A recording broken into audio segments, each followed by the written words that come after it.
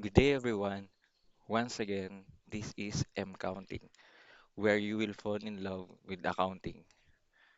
In this video, we will discuss the financial statements, the overview of financial statements. Okay, let's begin. So, financial statements. Overview lang munang didiscuss natin dahil dadaanan natin to kapag gumawa na tayo ng 9 cycle. Sige, what are financial statements? Take note na ang pinag-uusapan natin dito sa playlist na to would be financial accounting. Financial accounting. Kasi maraming branches of accounting. No? May mga branches of accounting na tinatawag. Meron tayong management accounting, meron tayong government accounting, may tax accounting, may auditing, yan. May cost accounting. No? Yung mga yon, i-discuss yon in your higher accounting subjects, no? May mga discussion dun. Dun siya nadi-discuss, no? But for this discussion, for this purpose, ang pinaka-focus natin would be yung financial accounting, no? Financial accounting. So yung financial accounting, ang tawag sa output ng financial accounting, yung output ng or financial report would be general purpose financial statements. Ang output ng financial accounting would be the general purpose financial statements. Now, bakit siya tinawag na general purpose? No? General purpose financial statements or referred to as na tinatawag siyang yun yung financial statements are those intended to meet the common needs of external users who are not in a position to require an entity to prepare reports tailored to their particular information needs. Kaya siya tinawag na general purpose. Kasi itong financial statements na ito, intended siya para ma-meet yung common needs lang ng external users.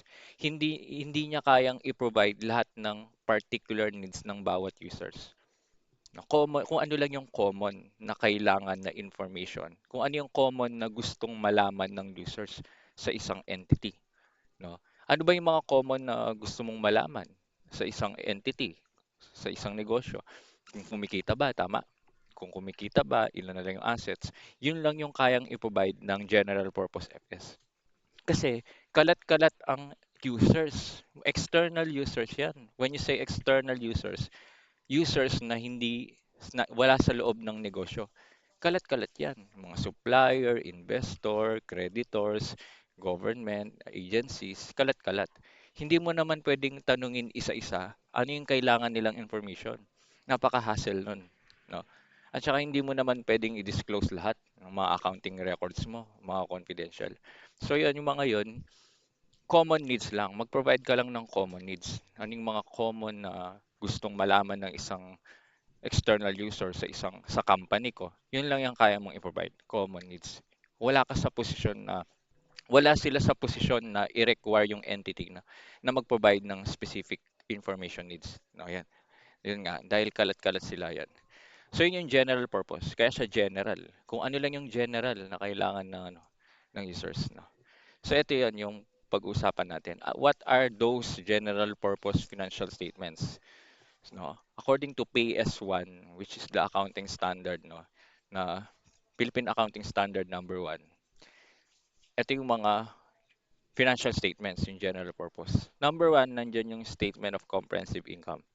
And yung statement of comprehensive income, may dalawa siyang component. Number 1, yung income statement. Ito ang dinidiscuss sa basic accounting. Ito yung i-discuss natin, income statement. At yung pangalawa niyang component would be other comprehensive income or loss. Ito, hindi ito dinidiscuss sa basic accounting. Hindi ito pang first year. No? Sa intermediate yan dinidiscuss. No? Yan. Kaya ang focus natin yung letter A lang. No? So technically speaking, magkaiba ang statement of comprehensive income tsaka income statement. Kasi yung income statement, component or part lang siya ng statement of comprehensive income. No? Kaya wag kayong papalitan doon, no?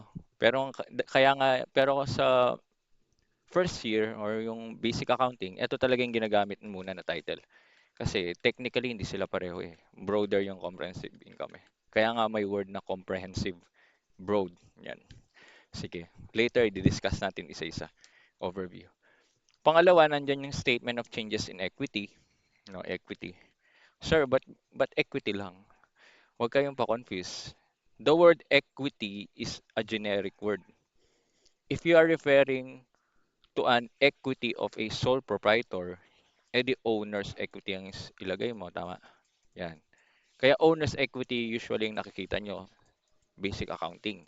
Kasi ang business organization na ina-account kapag first year yung basic accounting would be sole proprietor. Single owner lang yung may-ari ng negosyo. Kaya owner's equity. Kung gusto mo ng partnership, partner's equity. Kuha. Kung gusto mo kung corporation ka, shareholders equity. Ayan, ayan lang. Pinahapyawan ko lang yan. Then number three, statement of financial position or also known as balance sheet. Nasa sayo kung anong gusto mong itawag. Hindi ka naman wala na, hindi ka nire-require na ito lang yung itawag mo. Ayan. Itong income statement, tinatawag din tong statement of profit or loss. No, ayan. Nasa iyo kung anong gusto mong itawag. Number four, statement of cash flows. And number five, notes to financial statements. So basically, yan yung limang general purpose financial statements under financial accounting. Sige, yan yung general purpose. Yan. So discuss natin isa-isa. Overview. Ano yung statement of comprehensive income or income statement? Income statement ang focus natin, no? Sabi ko kanina. Ang income statement is a statement, nag-iba yan, is a formal statement showing the revenue and expenses of an entity. Pinapakita ng income statement yung mga kita at saka mga gastos sa isang negosyo. No? Revenue, kita. Expenses, yung ginastos mo para kitain yung revenue. Yan. Minamatch mo yan. Yan, sige maya. Yan. It is also shows the financial performance or result of an operation. So pinapakita rin ng income statement kung ano yung resulta ng operation. Kung kumita ka ba or nalugi. Kung kumita ba yung negosyo or nalugi. So paano sir? Ito yung sample income statement. So sa ito yung sample income statement, so yan yung heading sa taas. Yung heading sa taas yung pangalan ng company or ng entity, ng negosyo. So sa baba naman, yung sa gitna niya, yung type ng report. Income statement to, tama. And then yung sa pangatlong heading niya, yung period covered. Ano ba yung period covered niya? For the year ended, ibig sabihin yan, 1 year. Ito yung nangyari sa buong taon. Yun yung period, di ba, na-discuss natin under the accounting assumption. Period means, yan yung span of time. Diyan mo kung ano yung nangyari during that span of time. Yan yung period, tama. Pwedeng yearly, pwedeng semi-annually, pwedeng quarterly, pwedeng monthly. Yan. Sige. Ayan. Ayan yung revenue. Ito yung mga revenues, kita. O, assuming yan, pang natin, manufacturing. And assuming yan yung mga pang manufacturing na yung sales yan. Yung mga kita, ito yung total revenue. Focus kayo sa revenue. And then ito yung mga expenses. Cost of goods sold, yung mga expense. Yan yung mga gastos mo para kitain yung revenue. 14,000. So ito yung kinita mo, 27,800 na revenue. Ang ginastos mo para kitain yon, 14,850 lang yung ginastos mo. Kumita ka ba o nalugi? Kumita. Kasi ang kinita mo, ang revenue mo, 27,800. Pero ang ginastos mo lang para kitain yun, 14,850. Eh di yung difference ng dalawa, kita mo yun. Ang tawag sa kita, net income. Kaya tinawag na word na net kasi may binawas ka. Di ba? Nagbawas ka. Ayan. Kaya net. Income, yan yung kinita mo. Ayan, net. Yan yung iuwi mo sa buwan. 12,950 net income. O net income, tinatawag rin niyang net profit. Pwede mong tawaging net profit. It's up to you. No? Paano kung lugi ka, assuming? Kapag lugi ka, net loss ang tawag. No? Net loss ang tawag pag lugi. O sige, iyan na natin.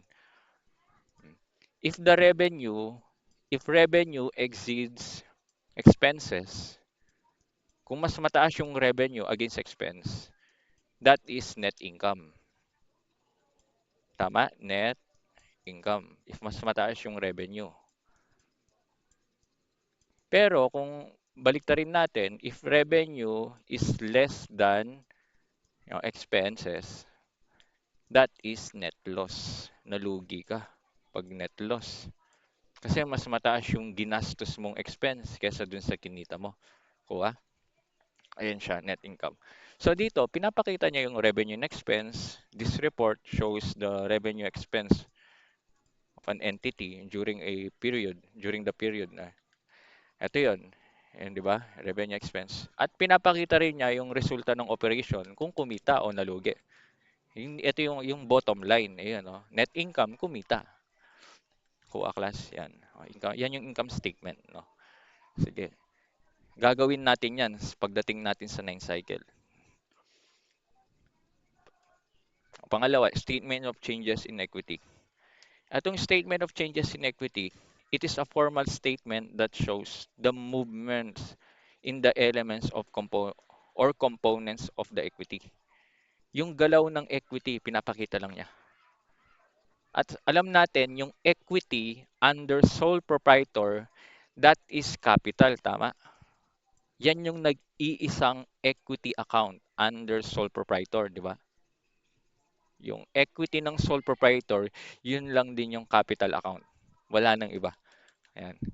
Kaya ito yung galaw ng capital ang ibig sabihin nito, tama? Kasi yung equity under sole proprietor, yun din yung capital. O yan yung capital, galaw ng capital.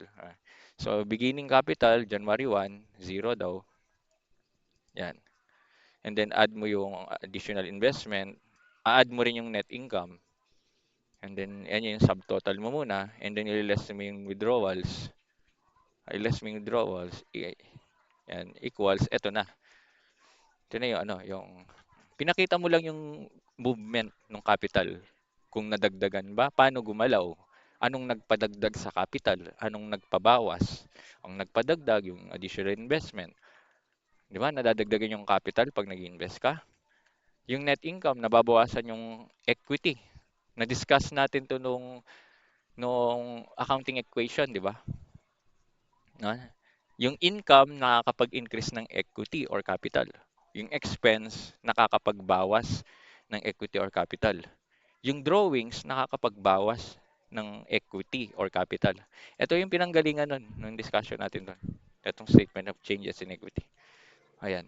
Ayan lang yan. Yan lang siya. Same format lang din. Papalitan mo lang yung dito, yung type ng report. And for the period ended din siya. Dito, ang ginamit na period, year. O 1 year ang reporting. Sample na lang to class, no? Pero gagawa tayo nito. Ayan, sample lang yan. O, number 3, statement of financial position. Ang statement of financial position, pinapakita niya yung, it is a formal statement showing the assets, liabilities, and equity of an entity at a particular moment in time. It is being reported as of specific date. You have to take note na ito yung kakaiba among 5 financial statements. Kasi yung report, hindi siya for the period ended. No? Ito, pakita natin. So ito yung same yung sa taas, yung pangalan ng company, then pangalan ng report. Pero dito, hindi siya for the period ended. As of to, dapat lagyan mo ng as of. Iba kasi yung period, iba yung as of. Pag sinabi mong for the period, ito yung nangyari during the period. So ito yung nangyari. Kung ang period mo 1 year, ito yung nangyari sa buong 12 months. Kung ang period mo 6 months, ito yung nangyari sa buong 6 months. So sinusukat niya yung nangyari, no? Sinusukat niya yung nangyari during that span of yung period. kung ano yung, kung period mo monthly, ito yung nangyari from January 1 to January 31. Yun yung period. Pero yung balance sheet, hindi niya pinapakita yun. Ang pinapakita niya, kung ano na lang yung natitira ngayon. Kung ano na lang yung existing ngayong araw. Kung ano na lang yung nandito as of a specific date. Nandyan pa ba siya kasama mo? O wala na. Wala. Yun lang joke lang yan. Yun yung balance sheet. Kung ano na lang yung natitira ngayong araw, yun yung sinusukat niya. Hindi niya pinapakita kung ano yung nangyayari during the period. Pinapakita niya kung ano na lang yung existing. No, yan. Siya, hindi na siya existing sa'yo, di ba? Yan, yan. Sige. O, yan yung assets. Ito yung component. Ito yung assets, yung mga yan. Later yung i-discuss natin yung elements of financial statements. And then ito yung liabilities. So yung liabilities. Ito, liabilities. Yung mga yan, ito. And then yung shareholder equity. Pang corporation yung example ko class, no. Yan, yung equity. Basta equity yan. So ayan yung accounting equation. Kaya ito rin yung accounting equation. 'Di ba ang sabi ko nung nakaraan, the accounting equation is also known as balance sheet equation. Kasi ito yun, no, yung total assets na 47 to 100 is equal siya sa total liabilities and equity na 427,100. Kuha class. Sige. Ang tawag pala sa report na to is etong report, account form yung report. Yung format, account form. Account form pag pag papahiga. Pag ano ba yung pahiga? 'Di ba? Horizontal, pag horizontal. Ibig sabihin ng account form, nasa left side yung assets, ito, and then nasa right side yung liabilities and equity.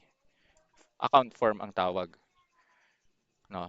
Pero ang karaniwang ginagamit ng mga company, hindi account form, report form ang ginagamit. Yung report form, patayo, pa-vertical. Nasa taas yung assets and then nasa baba yung liabilities and equity. Kasi pag ganito yung ginamit mo, parang hindi ka kasya sa papel. Kaya karamihan ng mga entity ang gamit report form. Sige. Next, number 4, statement of cash flows. So, statement of cash flow, pinapakita niya yung inflow and outflow ng cash. Movement ng cash lang and cash equivalent. Pag sinabi mong inflow, papasok yung pera. Papasok yung cash. Pag sinabi mong outflow, palabas yung cash sa negosyo. Yan. Kina-classify mo rin into investing, operating, investing, and financing. But we will have a separate discussion regarding this topic. Yan. Ito siya, corporation, yung pangalan, yung type of report. For the year ended din siya. Ang naiiba lang talaga dito sa third heading, yung balance sheet. And then para-pareho na yung apat. Para-pareho na yung income statement, statement of changes in equity, statement of cash flow, tsaka notes to financial statements. Ito yung niya, yung sample, yung operating activity, investing, and then financing. Yan. Ayan siya. Yung movement ng cash, pinapakita mo lang. Kumbaga, ito yung naging movement during the year, nag-increase daw ng 92. Ito yung cash mo na nauna, edi yung total cash mo na existing, 193. Ayan. Lastly, notes to financial statements. So notes to financial statements is a formal statement showing the narrative description. When you say narrative description, nagkukwento ka, no? Nagkukwento ka, yan. Ine-explain mo yung mga item na nasa financial statements. Yan, sige. Or disaggregation. Bini-breakdown mo yung items na nakapresent sa financial statements. No? Yun muna. Dito, kinukwento mo kung ano yung mga... Kasi sa financial statements, yung apat na nauna, yung apat na discuss natin na nauna, puro numbers makikita mo doon. Class, nakita mo? Puro numbers. Siyempre, kailangan mo ng explanation kung ano yung... May mga numbers doon na hindi mo naman may interpret na hindi mo siya kaya kikita mo number lang. Kailangan ma-interpret mo 'yun. Kailangan alam mo yung kahulugan nun. There's a story behind that number. Kaya kailangan i-explain mo dito sa notes to financial statements, narrative description. Dito ka rin magbe-breakdown. Yung mga items na ginrupo mo dun sa FS na apat, dito yung breakdown niya. At saka yung mga items na hindi hindi na do not qualify for recognition. Kung naalala nyo, may mga events na non-accountable, tama? Di ba may mga non-accountable events? Kapag non-accountable, hindi yan nire-record, tama? Di ba hindi yan gino-journal, nire-record, nire-recognize. Ayan. Oh. Pero kung sila ay relevant, if relevant, kailangan mo silang i-disclose sa notes to FS. Kasi mahalaga pa rin sila sa paningin ng user. Hindi mo lang nga sila i-journal, pero ipapakita mo sila sa notes to FS dahil mahalaga sila sa mata ng users. O sige, anong example natin ng notes? Mahaba kasi yung notes, ilang pages yan. Kaya bibigyan ko na lang kayo ng actual. Yan. So ito yung notes to financial statements. No? Huwag mo munang pansinin yung consolidated. Ito yung notes to financial statements ng San Miguel and Food and Beverage Incorporated. Yan. Ayan, yung notes. Notes. So yung notes to financial statements, kukwento mo yung about sa reporting entity. No? Yung reporting entity, saan siya located, kailan siya na-incorporate, yan. Puro kwento yan, yan. Yung basis ng tsaka natin yan, kung dadaanan natin yan in the future. Ayun siya. So, nagkukwento ka, di ba? Narrative, descriptive. And then, dito mo rin papakita yung breakdown. Sabi niya, disaggregation. Bini-breakdown mo yung items na pinresent mo sa FS. O, example tayo ng isa. Sample ng isa yung bini-breakdown natin. Oh, ito. O, yung cash and cash equivalent. Ito yung breakdown ng cash equivalent mo daw. No, meron kang cash on hand na 14K, may 42,000 ka na short-term investment, and then ito, 57,000 yung total nila. Kasi etong 57,000, ito lang yung naka-present mo dun sa balance sheet as cash and cash equivalent. Pero yung breakdown niya, ito palang dalawa. Itong dalawa daw yung breakdown. O, patunayan natin na itong 57, yan yung naka-present sa balance sheet. At pinakita mo lang dito yung nilalaman niya, yung breakdown niya. O, i-trace natin, no? Ayan, sa balance sheet tayo. Statement of financial position. O, ito. Nakita niya? Ito, cash and cash equivalent, 57,000. Nakatotal na siya kagad, no? Nakatotal na sa balance sheet mo. Oo. Siyempre, ikaw na user, hindi mo alam kung anong nilalaman yan. Hindi natin, kasi dalawa laman niya eh. Cash and cash equivalent. Tapos isang amount lang. Kaya dun mo papakita yung breakdown kanina sa notes to FS. Nakuha class. So yan siya. Yan. Sige. That concludes our discussion regarding financial statements. Stay tuned and subscribe for the next lecture.